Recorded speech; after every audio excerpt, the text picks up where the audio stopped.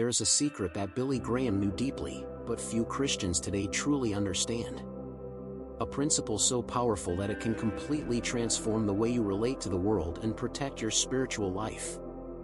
For decades, Graham observed how Christians lost battles not from enemy attacks, but from one devastating failure: talking too much at the wrong time, to the wrong people. Today, we're going to dive into one of his most practical and revolutionary messages about the transformative power of strategic silence. Get ready, because the most impactful revelation is saved for the end of this study. Brothers and sisters, you are about to discover a facet of biblical wisdom that Billy Graham mastered like few evangelists of his generation. This message we will study today is not just another sermon, it is a survival manual for Christians living in an age where excessive exposure has become the norm and strategic silence a lost art. Graham understood something fundamental that many Christian leaders today seem to have forgotten. Not every truth needs to be shared with everyone. Not every plan God has for your life needs to be announced publicly. There is divine wisdom in the right timing, the right words, spoken to the right people. If this message is touching your heart, subscribe to the channel and hit the notification bell, because here you will find deep studies based on Billy Graham's transformative teachings, messages that can literally change the course of your spiritual life. The theme we will address today is urgent. We live in a generation that has turned private life into public spectacle, where Christians expose their struggles, victories, and even revelations from God on social media, without realizing they are handing weapons to the enemy.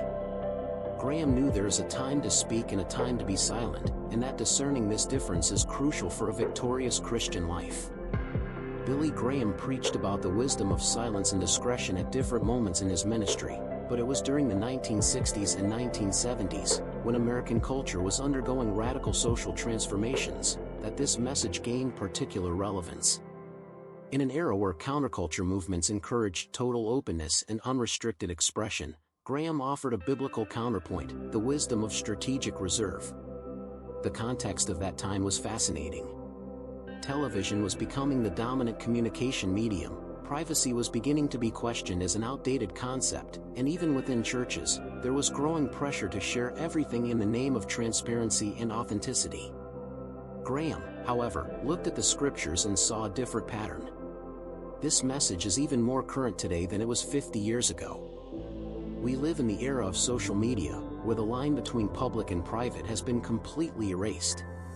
Christians today face unimaginable pressures to expose every aspect of their lives: their marital struggles, their financial problems, their faith crises, their ministry plans. All in the name of authenticity. But Graham teaches us something revolutionary. Authenticity does not mean total exposure. Transparency does not mean absence of boundaries. And being real does not mean granting unrestricted access to your inner life to anyone who shows superficial interest. The pains of contemporary Christians are evident: betrayals of trust by people in whom they deposited secrets, sabotage of projects that were shared prematurely, emotional manipulation by those who know their vulnerabilities. Graham identified these traps decades before they became epidemic, and his wisdom offers not only diagnosis, but also the biblical cure. Billy Graham based his teaching on strategic silence on solid biblical foundations. He frequently quoted Proverbs 27 verse 14, "Whoever loudly blesses their neighbor in the morning will be taken as a curse." The evangelist explained that even blessings can become curses when expressed at the wrong time, in the wrong way, to the wrong people. Jesus Christ, our greatest example, perfectly demonstrated this wisdom. In Mark 1 verses 43 to 44, after healing a leper, Jesus sent him away at once with a strong warning: "See that you don't tell this to anyone." Why would Jesus, who came to be the light of the world, instruct someone to keep silent about a miracle? Graham taught that there is divine timing for revelations, and that rushing this timing can harm both the receiver and God's work. Jesus himself lived 30 years in silence before beginning his public ministry. 3 decades of private preparation for 3 years of public ministry. This was not accidental, it was strategic.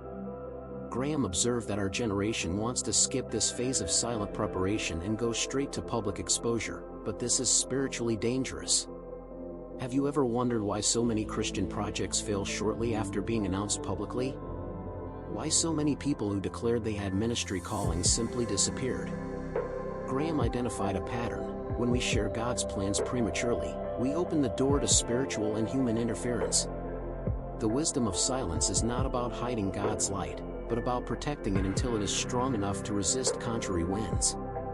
Like a plant that needs to grow in a protected environment before being transplanted to open field, our spiritual life needs periods of private development before public exposure. This leads us to a crucial question: how to discern when to speak and when to be silent. The answer lies in the next principle that Graham taught with mastery.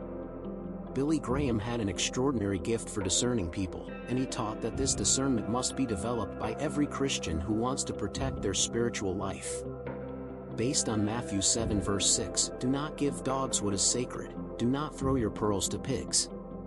If you do, they may trample them under their feet, and turn and tear you to pieces." Graham explained that Jesus himself established principles of discretion about with whom to share precious truths.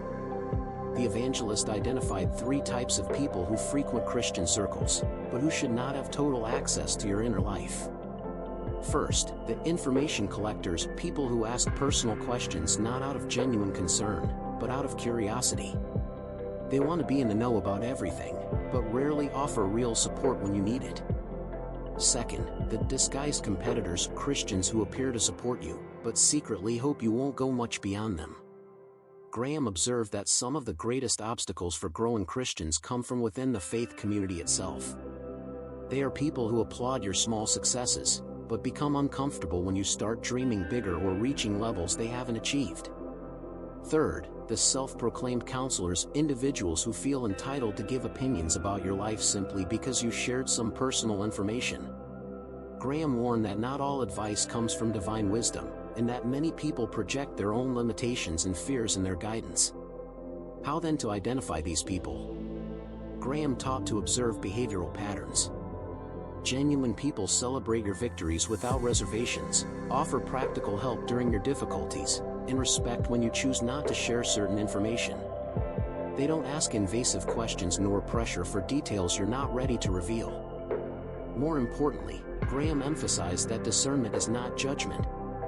It's not about considering some people as bad and others as good, but recognizing that different people have different levels of maturity, wisdom, and capacity to deal constructively with sensitive information. The question we should ask before sharing something personal is not, will this person keep it secret, but rather, does this person have wisdom and maturity to deal constructively with this information? The difference is subtle, but transformative. This leads us to the next fundamental principle that can revolutionize your prayer life and relationship with God. Billy Graham was known for his intense and private prayer life. He taught that there is a direct correlation between a person's public spiritual power and the depth of their private communion with God. Based on Matthew 6 verse 6, "But when you pray, go into your room, close the door and pray to your Father, who is unseen. Then your Father, who sees what is done in secret, will reward you." Graham demonstrated that God especially honors what we do away from human eyes. The evangelist observed that many modern Christians have inverted this equation. They pray publicly with eloquence, but neglect private prayer. They share every revelation they receive on social media, but don't cultivate the secret garden of intimacy with God where these revelations should first be processed and matured. Graham told about moments in his own life when God revealed important directions to him, but he had to wait months or even years before sharing these revelations publicly. During this period of silence, God worked both in Graham's life and in external circumstances, preparing the way for the revelation to have maximum impact at the right time. There is something supernatural that happens when we keep certain divine revelations in silence for a period. It's as if God uses them to work first on our character, preparing us to carry the weight of the blessing or responsibility that will come. When we share prematurely, we lose this opportunity for inner growth. The evangelist also taught about the word fast, periods where we consciously choose not to speak about our plans, dreams, or struggles, concentrating all our communication about these matters exclusively with God. This is not social isolation, but spiritual discipline. During these periods of silence, something fascinating happens. Our dependence on human validation decreases, our sensitivity to God's voice increases, and our ability to discern the origin of thoughts and impulses is refined. we begin to clearly distinguish between what comes from God, what comes from our own soul, and what comes from external influences. But here's an aspect that few understand: strategic silence is not just about defensive protection. It's also a powerful offensive tool for spiritual advancement. When we stop wasting energy explaining our plans to people who cannot help execute them, all that energy becomes available for real action. This leads us to one of the most practical lessons Graham taught about divine timing. Billy Graham observed a devastating pattern in the lives of many Christians: the tendency to force God's timing due to anxiety or need for validation. He based this teaching on Ecclesiastes 3 verse 1, "To everything there is a season, and a time to every purpose under the heaven," and emphasized that God operates on divine chronology, not human. The evangelist told about decisions in his own ministry that were postponed for years because God was still preparing hearts, circumstances, or even Graham himself for what was to come. He learned that when we force God's timing, even with good intentions, we often create more obstacles than advances. One of the most powerful examples Graham used was the temptation to announce ministry callings prematurely. He observed young Christians who, after receiving a revelation about their future ministry, ran to share it with everyone, seeking confirmation and support. The result? External pressure to perform before being ready, unrealistic expectations from others, and frequently, the premature abortion of the calling itself. Graham taught that there is a crucial difference between divine confirmation and human validation. Divine confirmation comes through aligned circumstances, supernaturally open doors, and deep inner peace. Human validation comes through applause, recognition, and approval from others. One comes from God, the other comes from the soul's need for acceptance. When we seek human validation for divine confirmation, we invert the natural spiritual order. We begin to depend more on people's opinion than on God's direction. And here's the danger: people can withdraw their validation, but God never withdraws his genuine confirmation. The evangelist also addressed the issue of faith testers, people who, consciously or not, question your plans or callings to test your conviction. If you need to convince others about something God revealed to you, perhaps it's a sign that you yourself are not yet totally convinced, or that it's not yet time to share.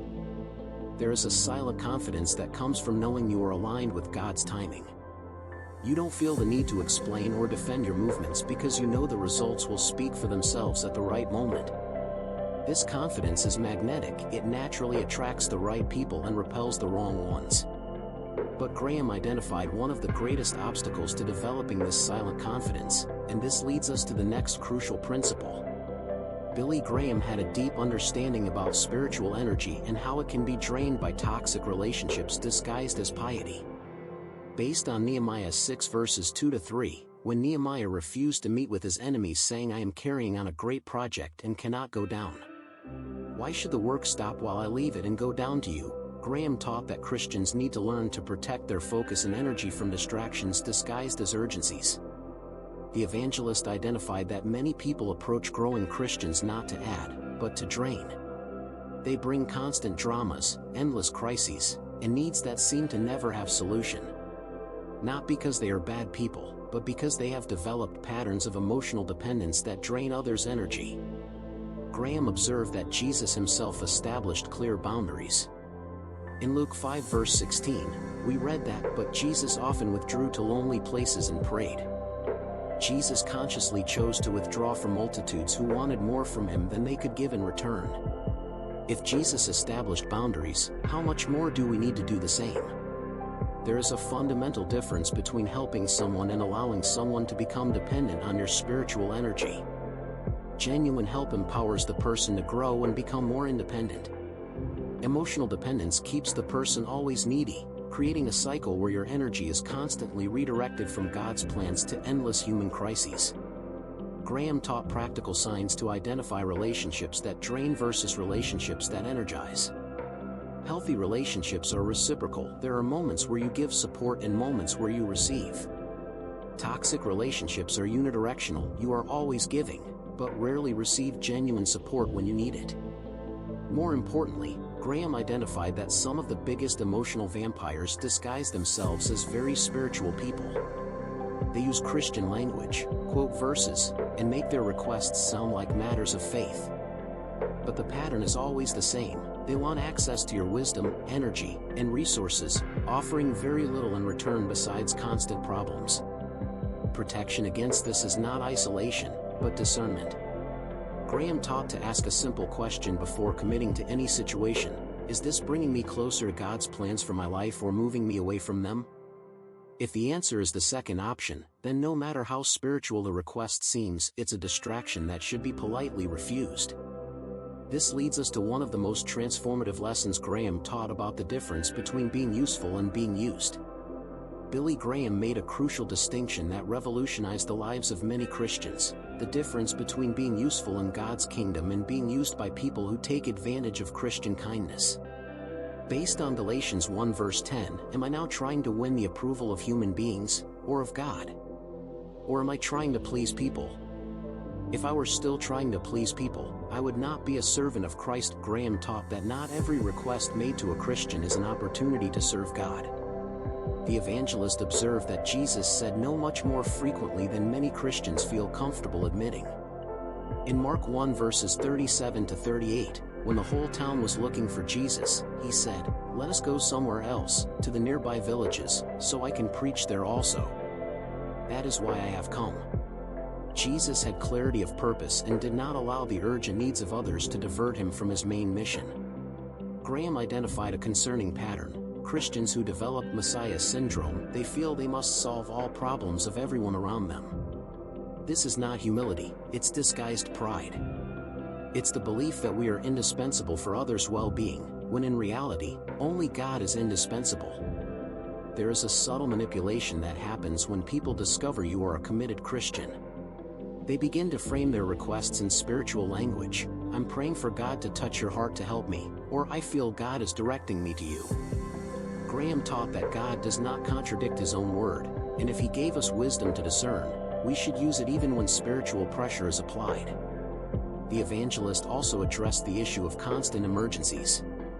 Some people live from crisis to crisis, and always expect responsible Christians to drop everything to solve their self-inflicted problems. Graham taught that true compassion sometimes means allowing people to face the consequences of their choices, so they can learn and grow. Here's a principle that transformed many lives: you can love someone and still establish boundaries with that person. Love does not mean unrestricted availability. Jesus loved the multitudes, but frequently withdrew from them to maintain his connection with the Father in clarity of purpose. Graham taught a powerful question to evaluate requests: if I meet this, will I be empowering growth or perpetuating dependence? If the answer is the second option, then the most loving response may be no, not because you don't care, but because you care too much to perpetuate destructive patterns. But there is an even deeper aspect of this wisdom that few Christians understand. Billy Graham discovered something fascinating in decades of ministry: there is supernatural power in strategic silence that goes beyond personal protection. Based on 1 Kings 19 verse 12, where God speaks to Elijah not in the wind, earthquake, or fire, but in a gentle whisper, Graham taught that sometimes God uses our silence to speak louder than our words ever could.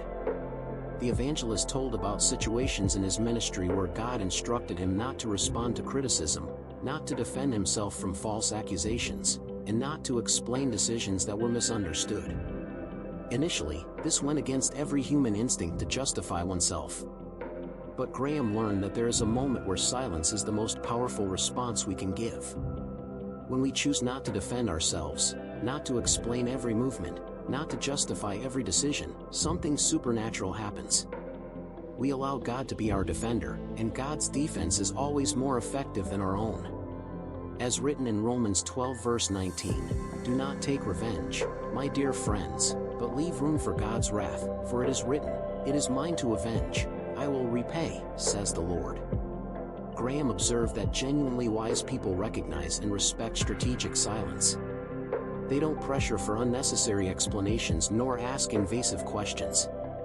On the other hand, immature people or those with questionable motivations become uncomfortable with silence and try to fill it with speculation, gossip, or pressure for you to open up. There's also a prophetic aspect to silence. When God is preparing something big in your life, He frequently requires periods of silence where you cannot explain what is happening even to yourself. You feel internal movements, divine directions, but still don't have total clarity. Trying to explain these processes prematurely can interfere with what God is doing. Graham taught that Mary, mother of Jesus, is a perfect example of this. In Luke 2 verse 19 we read that, "But Mary treasured up all these things and pondered them in her heart." She didn't go around telling everyone about the angelic visits, the revelations about Jesus, or God's plans. She kept these things in her heart, allowing God to process and mature them in her. When you learn to keep certain divine revelations in silence, you become a spiritual vault where God can deposit greater treasures. But when you cannot keep secrets with God, He stops sharing deep things with you, because He knows you will compromise the process through premature exposure. This leads us to the most practical and transformative aspect of everything Graham taught about this theme. Billy Graham didn't just teach theories about strategic silence, he offered practical tools to implement this wisdom in everyday Christian life. Based on James 1 verse 19, "My dear brothers and sisters, take note of this, everyone should be quick to listen, slow to speak and slow to become angry." Graham developed practical principles that any Christian can apply immediately. The first principle was the 24-hour rule. Whenever Graham felt the impulse to share something personal, make an important decision, or respond to a delicate situation, he waited at least 24 hours before acting. During this period, he prayed, reflected, and frequently discovered that the initial impulse did not come from divine wisdom, but from human emotion. Graham also taught the clarifying question technique. When someone asked personal or invasive questions, instead of responding automatically, he asked a question back: "Why would you like to know this?" or "How can this information help you?" Frequently, people realized their curiosity had no constructive purpose and naturally changed the subject. The evangelist also developed practical criteria for deciding what to share and with whom. He asked himself, has this person demonstrated ability to keep confidences? Does she offer wise counsel or just opinions? Does she celebrate my successes or show signs of envy? Does she seek me only when she needs something, or does she also genuinely invest in the relationship? To protect his spiritual energy, Graham established availability hours. He was not available for deep personal conversations at any time. There were specific hours where he dedicated himself to counseling and prayer with others, and protected hours for his own devotional life and planning. Graham also practiced what he called complaint fasting. For determined periods, he consciously chose not to share frustrations, disappointments, or criticisms with other people, directing all these issues exclusively to God in prayer.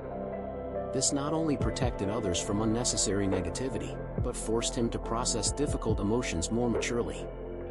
One of the most transformative practices Graham taught was keeping a silence journal. In it, he wrote down things he felt like sharing with others, but decided to keep in silence. Weeks or months later, when rereading these notes, he was frequently surprised by the wisdom of having kept silent about certain matters. But perhaps the most powerful practice Graham developed was creating clearly defined circles of trust. He identified 3 to 5 people in his life who demonstrated wisdom, discretion, and genuine care for his well-being. Only these people had access to deep personal information. For everyone else, he maintained cordial relationships but with clear boundaries. Now, how does all this connect with the most impactful revelation Graham discovered about the power of silence? We've reached the moment of the most powerful revelation Billy Graham discovered about strategic silence, and it may shock you by its simplicity and depth. During decades of ministry, the evangelist realized there is a direct correlation between the level of strategic silence a person practices and the level of supernatural favor God pours upon their life. Graham discovered that when we stop wasting energy explaining our plans to people who cannot execute them, when we stop seeking human validation for divine confirmation, when we protect our prayer life from external opinions, something extraordinary happens. God begins to work in ways our mind couldn't imagine when we were too exposed. The revelation is this: God especially honors what we keep secret with Him. Not by mysticism, but by spiritual principle. When we demonstrate we can be trusted with small secrets, God entrusts us with greater revelations. When we show we don't need human audience for our communion with Him, He reveals aspects of Himself that can only be known in intimacy. But here's the part that can transform your life today. You don't need to wait years to reap the benefits of this wisdom. Start right now implementing the 24-hour rule. Before sharing any plan, struggle, or revelation, wait a full day praying about it. You'll be surprised how many things that seemed urgent to share completely lose their urgency after 24 hours with God. If this message touched your heart, if you recognize you have been wasting spiritual energy through excessive exposure, demonstrate it by liking this video. Share with someone who needs to hear this transformative truth. Subscribe to the channel because here you will find deep and practical studies based on Billy Graham's teachings, messages that don't just inform, but transform. And leave your comment telling, what was the greatest revelation of this message for you? How will you implement the wisdom of strategic silence in your life starting today? Remember this final truth that Billy Graham always emphasized: your private life with God is the foundation of your public power for God. When you protect this private life, when you honor sacred silence, when you guard the secrets God shares with you, He opens doors that no man can shut and shuts doors that no man can open. May God grant you wisdom to know when to speak and courage to remain silent when necessary. The power is in your hands. Use it with the wisdom that Billy Graham taught us. Until the next study, remain firm in faith and wise in silence.